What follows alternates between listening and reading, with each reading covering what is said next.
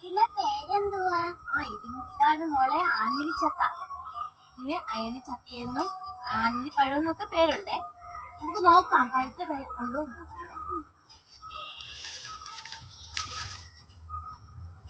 ഒരെണ്ണം ഉണ്ട് മോളെ.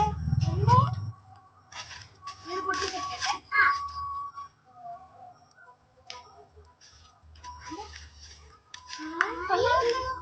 എങ്ങനെയാ പൊട്ടിക്കുന്നത് കാണിച്ചു തരട്ടെ. പൊട്ടിച്ചെടുക്ക.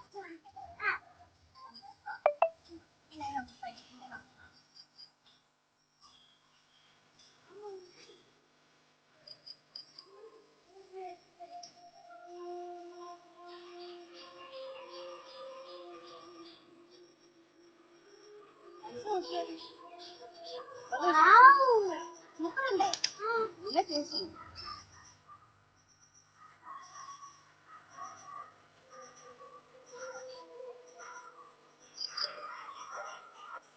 ഇതിന്റെ കുരു കളയല്ലേ.